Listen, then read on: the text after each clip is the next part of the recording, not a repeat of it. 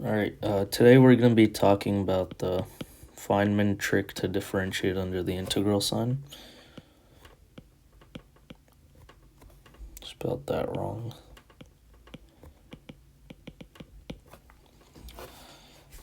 So this obviously helps us differentiate under the integral sign using a technique with partial differentiation. So if we consider the integral, the indefinite integral, or the improper integral from 0 to infinity negative x squared of cosine 5x dx.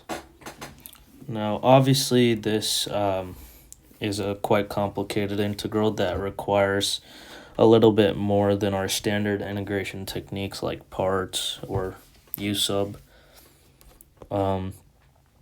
So what we're going to do is we're going to define a function f of psi and set that equal to the integral,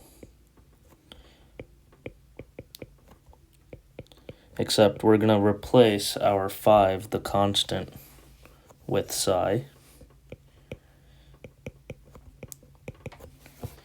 So this is the function we'll be working with, and this is where the Feynman trick comes in. We're basically defining a function in terms of a constant, psi in this case, so psi equals constant. It's obviously a real constant. And here's where it starts. So now if I were to take the derivative of f, that would give me, and obviously I'm doing this with respect to psi now, of e to the negative x squared cosine psi x dx. Alright, so if you remember from the Leibniz rule for integration, you should know that the derivative of an integral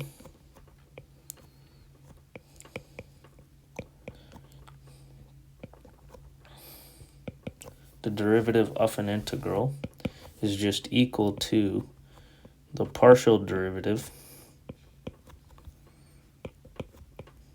of the function of the integrand, and these two are equal, so they go back and forth. And using this right here, let me get rid of this.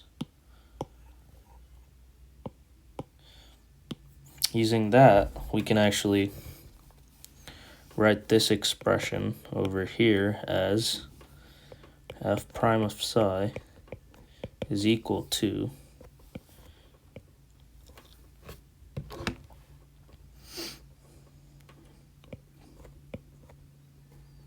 the partial derivative of the integrand with respect to psi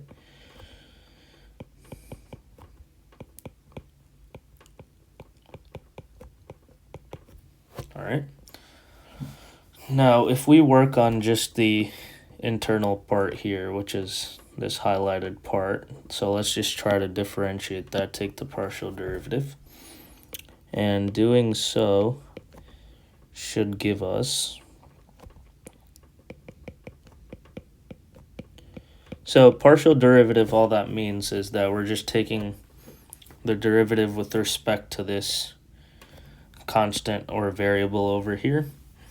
And well, right now we're treating it as a variable, so we're just taking the derivative with respect to that, and everything else, the x in this case, would just be considered a constant.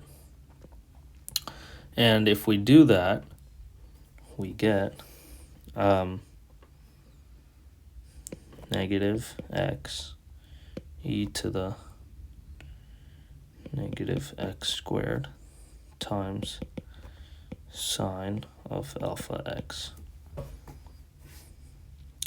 And obviously the way I got this was by taking the partial derivative, and I used the wrong letter here for a second.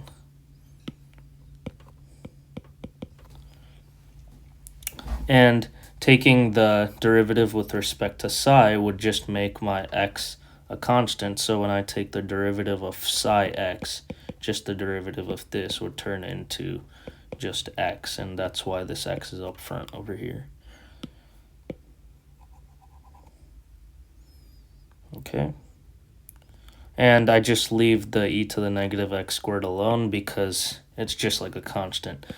That would be like saying, how would I take the derivative of 3 sine x? That would just be 3 cosine x.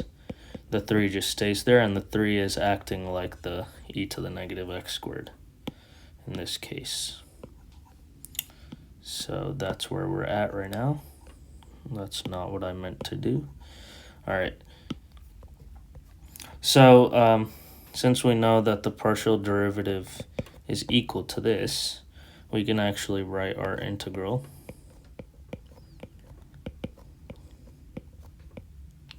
Like negative x e to the negative x squared sine phi x dx.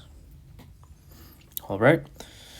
So now the only thing we have left to do is to integrate this guy, of course, and we can use integration by parts here, and it's going to be a little bit annoying just doing it the traditional way, so I'm going to do it the tabular method. So we have our sine here, sine, our derivative and our integral. So obviously we have our sine phi x, and then we have negative x e to the negative x squared here on this column. This is a positive. Next term is going to be a negative. Okay, so the derivative of sine phi x, is just psi cosine phi x. Now remember, in this case, we're differentiating with respect to x, which is why I put the psi out front. Earlier, when we did the partial derivative, we were differentiating with respect to psi, and that's why x acted as my constant. But in this case, psi is my constant, which is why the psi is out front. And taking the integral of this would just give us 1/2 e to the negative x squared. And obviously you guys should know that multiplying the sine phi x is kind of acting like our u. So if I apply the formula u times phi minus integral of v du is equal to integral of u dv. This is just the integration by parts formula, which is what we're technically employing with the tabular method here.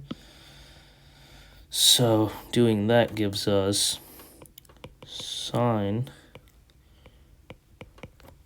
psi x times the 1/2 e to the negative x squared. So obviously that acts as our u times v, and then we have the second part, which is just this guy multiplied by this guy. Let me write that in a different color. So that would just give us, so obviously this is minus the integral of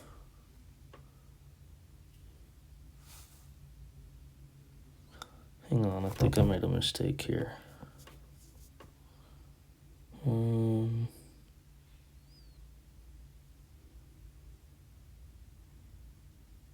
I think we're good, never mind. So this is just psi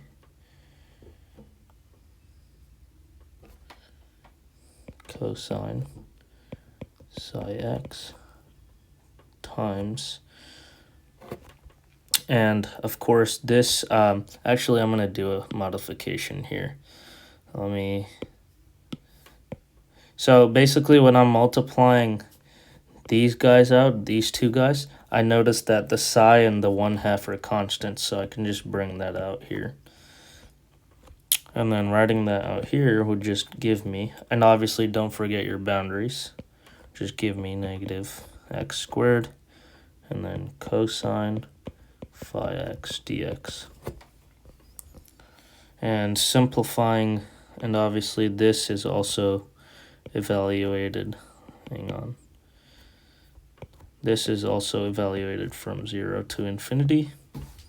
However, I'm going to do a little bit of modification again to that so that I get something that looks a lot better.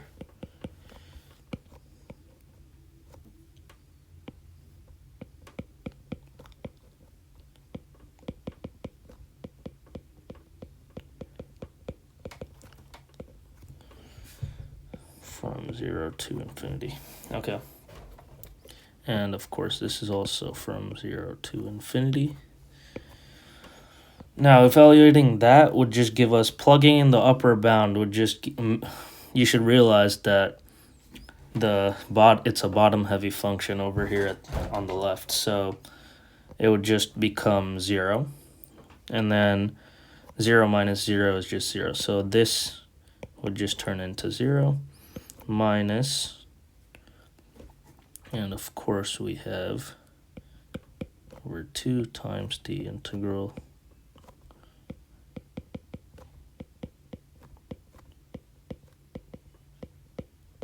dx. All right. So with this, what we have to realize is that this integral that you get over here is the same as what we had f of psi defined as earlier. So notice how f of psi over here was defined as that. So technically what we have here is just negative psi over 2 times f of psi. And if I write that out, it would look like this. And since that's 0 minus f of psi, this is just equal to obviously f prime of psi, because this entire thing with the partial derivative is us attempting to find f prime of psi. So we set this equal to each other. And notice that this is a differential equation. And we obviously know how to solve differential equations. We can turn this f prime of psi into, I'm going to write that as df d phi. And this isn't too bad of a differential equation because you can use separation of variables pretty easily. So all over 2. And just separation of variables should give us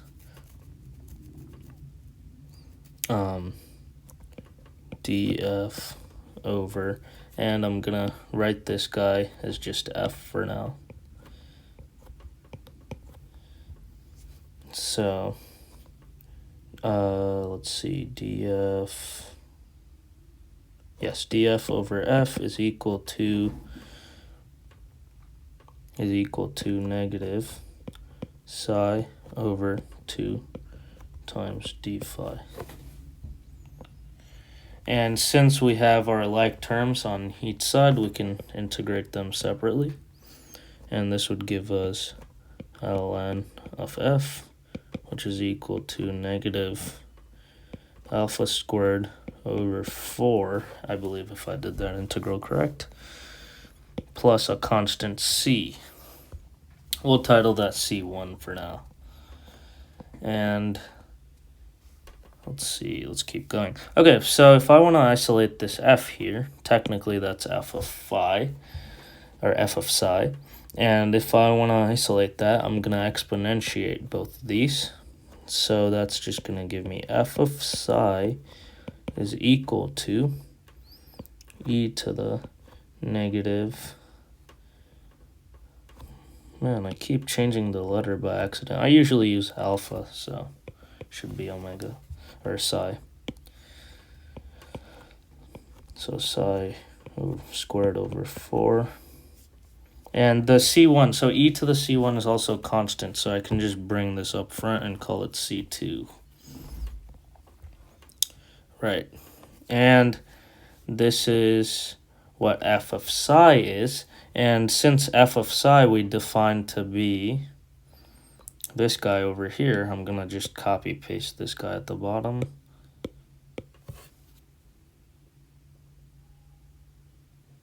Okay, so since this was f of psi, we can set c2 times e to the negative psi squared over 4 equal to this integral here. So c2 times e to the negative psi squared over 4 equal to this guy.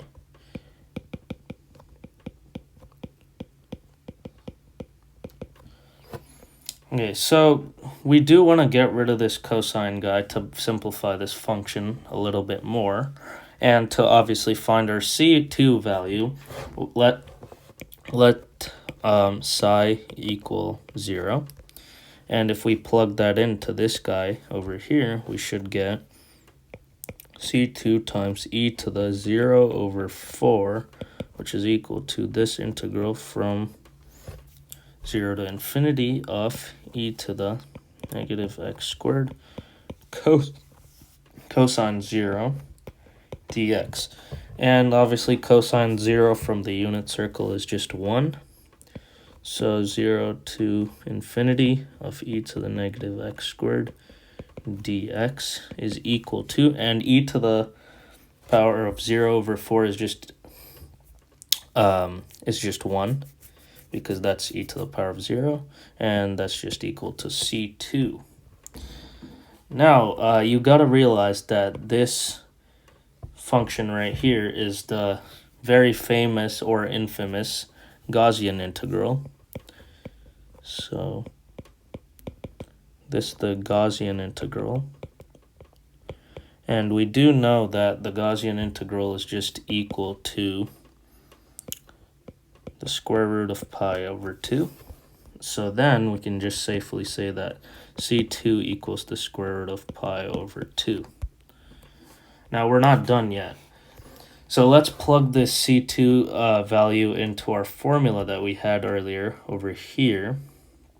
And that should give us, let me switch colors here.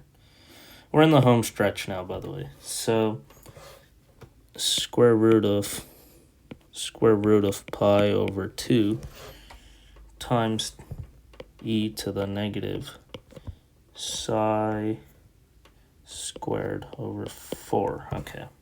Yep, and this is what our f of psi was. And if you remember, our original problem was obviously to find what the integral, and let this equal, okay, so this was our original integral that we were trying to solve, except we defined it in terms of psi, where we plugged in psi for 5 as a constant. So since 5 is the constant that we needed in this case, let's just plug in 5 for psi now. So square root of pi over 2 times e to the negative 5 squared over 4, which is equal to f of 5. And this guy right here just simplifies to obviously square root of pi over 2 times e to the negative 25 over 4. And this should just be equal to our original integral with the 5 in it, which is what we were trying to solve. So the integral of e to the negative x squared cosine 5x dx. And as you can see, this is extremely simplified over here. And just for even more simplicity's sake, I'm going to simplify that into a decimal answer. Oh, of course, this from 0 to infinity. And just give me a second here. Square root of